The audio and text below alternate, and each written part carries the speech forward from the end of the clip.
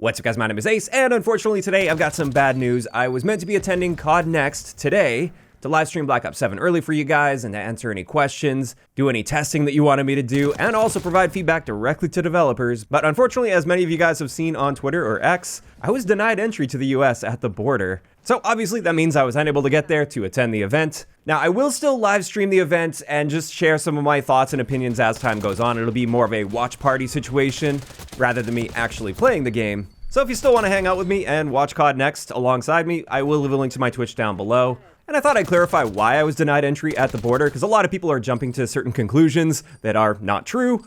I had all my paperwork in order. There's no reason that I should have been turned away at the border. All of the other Canadians did the exact same thing and made it in just fine. I think I just got really unlucky with the particular border agent that I got. She didn't seem to understand the nature of my work as well as the nature of the event, despite the fact that I had a letter from Activision outlining exactly what I'd be doing at the event and how it worked, and the fact that I wouldn't be paid, which is the key. If I was being paid for it, I would need a separate visa, but I wasn't being paid, so there's nothing that should prevent me from entering. I've entered the US many times in the past over the years for business, to attend events like this or to attend conventions, which is totally fine and allowed as a Canadian. There's no special visa or anything that you need as a Canadian to attend events like this.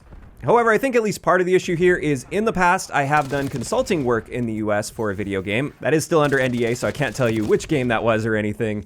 And so I think it was on my file that I have done consulting in the past, and so she just jumped to the conclusion that I was doing consulting for this trip.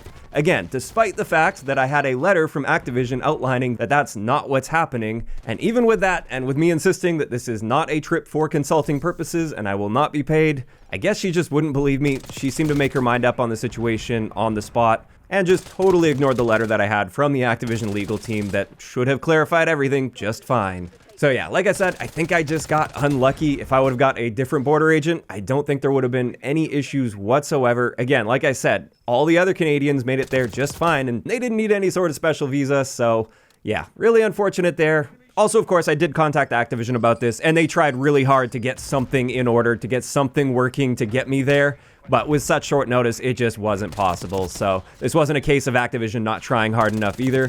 Seems it was just a case of being unlucky. And there we go. That's going to wrap it up for today's really quick video. Like I said, if you still want to come hang out with me while watching CoD NEXT, there will be a link to that down below, and I will probably have a video possibly later today. If not, it'll be tomorrow, just talking about some of my impressions based on what we learned today at CoD NEXT. If you enjoyed this one, a like rating is always appreciated, and don't forget to subscribe for more if you haven't already.